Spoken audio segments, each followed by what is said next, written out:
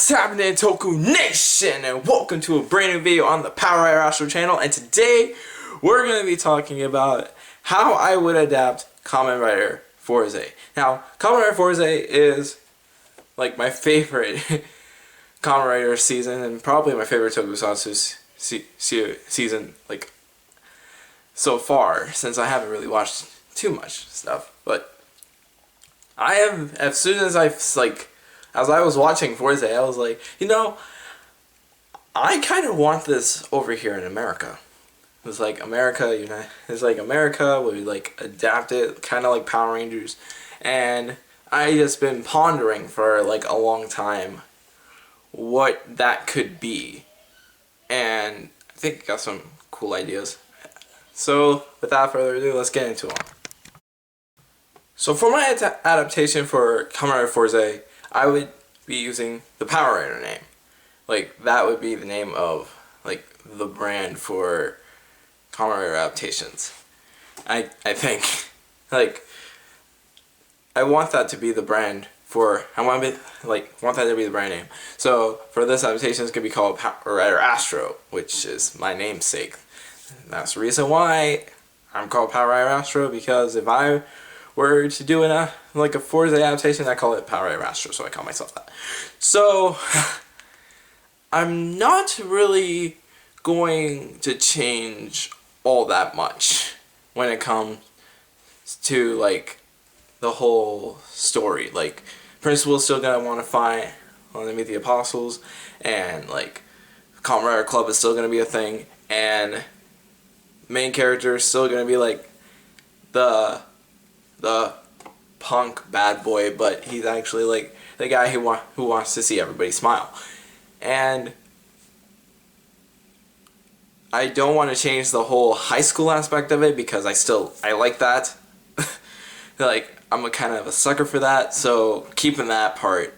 So with that, we're gonna get into the actual idea. So it'll follow the main character who has transferred to the school, and he has this kind of like, he has this like bad boy kind of reputation from his old school, and he like transferred over here, so over to this school, so he can like get away from that background. He's still like, in this, he's kind of like awkward with everybody else. He's still trying to figure out everything, and then he meets a friend that he known from a while back, and they pick up from there, and Monster comes, and like his best friend has like the belt, has the driver, and like it falls out of their bag, like during the monster attack, during the first monster attack, and main character grabs it, and like he just like he's like fiddling with it, like, I don't know what this thing is supposed to be doing, and then best friend got an idea, so they put it on his waist, flip down the switches, and then he transforms, and like the countdown is like 3, 2, 1. He says blast off, pulls the lever, throws his hand up, and then bam, Power Rider Astro. And like the fights goes the same way, but instead of like having the 2 episode structure, I think we should just like splice the footage where it just seems like everything happens in one episode. And like, yeah, it's like the fight happens. I'm thinking the monster's defeated in the first episode, and he gets the switch, clicks it, monster goes back to the person. So then this is like the beginning. Yeah, that's like the first episode. That's like very, very bare bones for first episode. So then next episode meets the tech advisor who created the belt, the Astro system, and the Astro driver, and he is not too thrilled about this delinquent taking up. It's like just putting on the belt and then transforming. And it's like getting on main character's best friend. He's like, "Why did you do this?" It's like, why did you think this was a great idea? And then like the main character's like, yo, don't worry, I know what I'm doing. So that's his thing.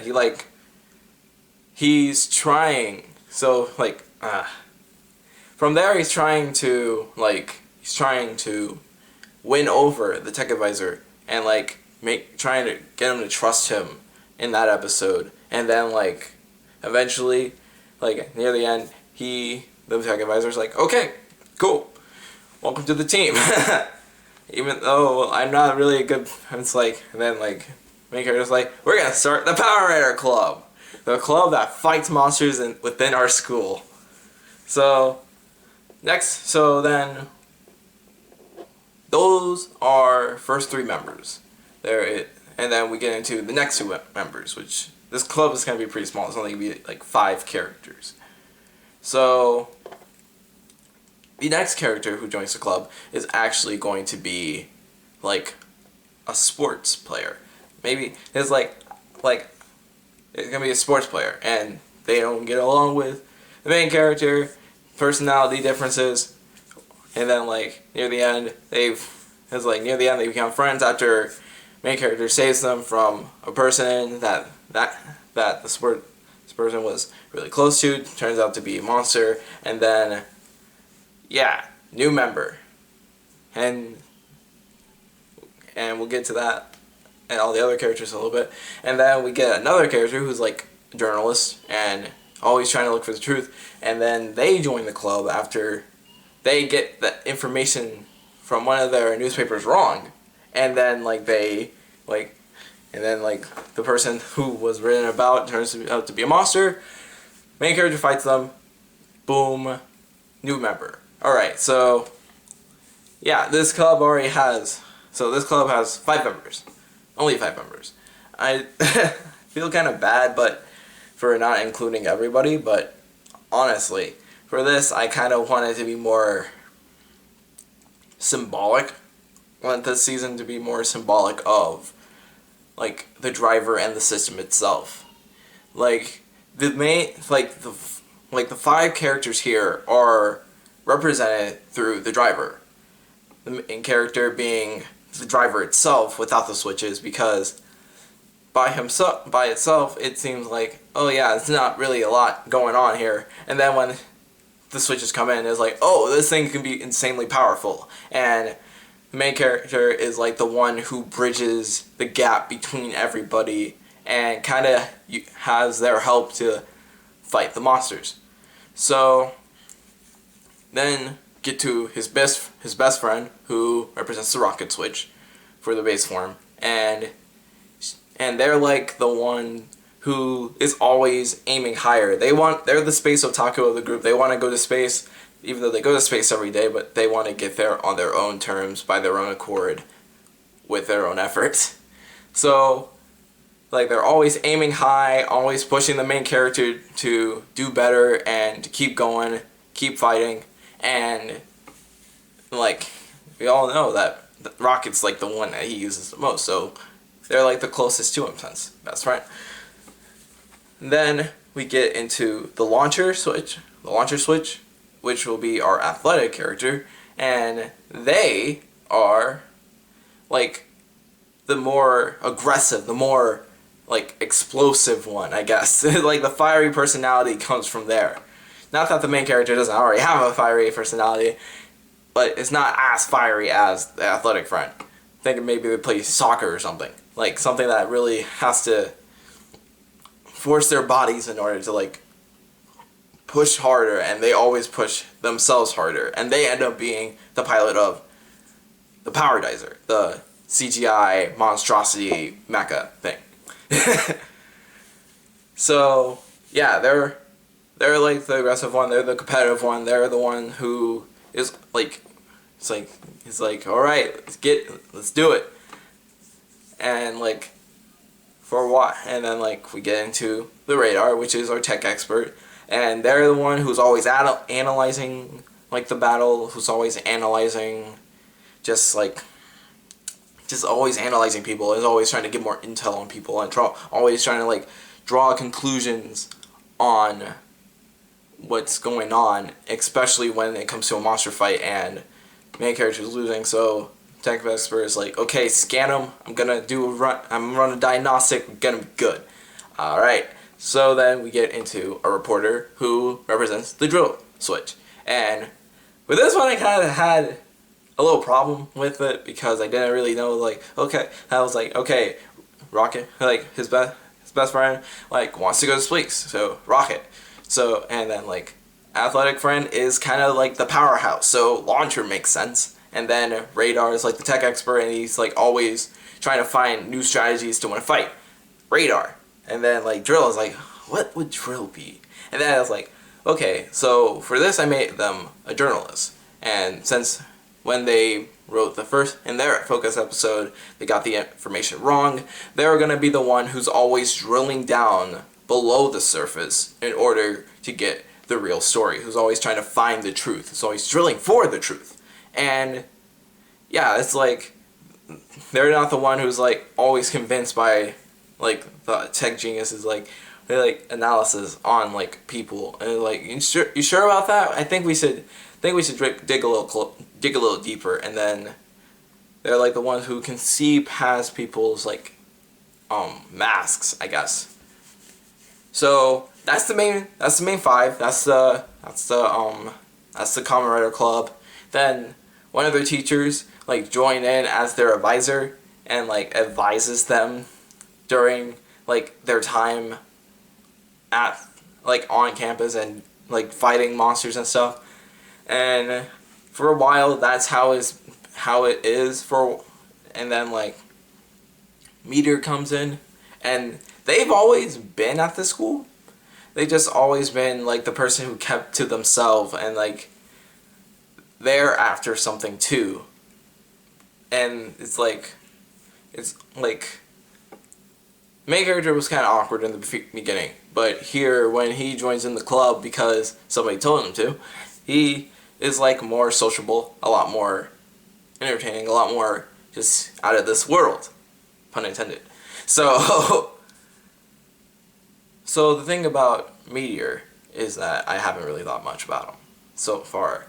This is all just like a really rough draft, but I want to keep the part where like Meteor may look like he's a friend, but he's actually after something else. He's after his own thing. Maybe his father, maybe his friend. We have yet to know. And he ends up killing Astro. And Power Friendship brings him back. And after realizing that after Meteor realizes he actually wants to be friends with Astro, he's like, and Astro comes back, he's like, no worries, bro, I got you. We in this together. We riders. We gonna ride or die. Fighting, you know? Yeah. So once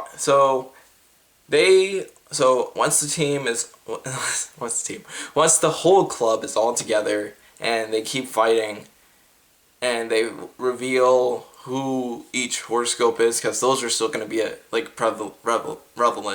relevant in the show, then they would, and like near the end of the season, there would be a crossover with my Q Ranger adaptation. Still maybe working on that. It's like my friend has something for that, but I'm not gonna get into that. But in my head, Power Rider and Power Rangers exist in the same universe, right? So crossing them over wouldn't be too crazy. We just need to shoot the original footage. So after the crossover, it'll be the final episode, and that episode still plays out fairly similar. And like, our tech genius is still Child of the Moon, gets killed, brought back after Principal got defeated, and he, like, and everybody, like, welcomes him back, and it's great. It feels a good moment. And yeah, that's all I got so far. Maybe I'll do a part 2 and maybe go a little more in depth. I didn't write any of this down, so yeah, that's kind of like rambling. Most of my videos are rambly, but anyways, thank you all for watching. Be sure to hit subscribe, like, comment, and maybe share the video if you know people that have their own Kamen Rider Fourze adaptation ideas, and like then they can share their ideas in the comments. And if you guys have any ideas for a Fourze adaptation or any Rider adaptation, be sure to leave them down in the comments. And I will see you all next time. See ya.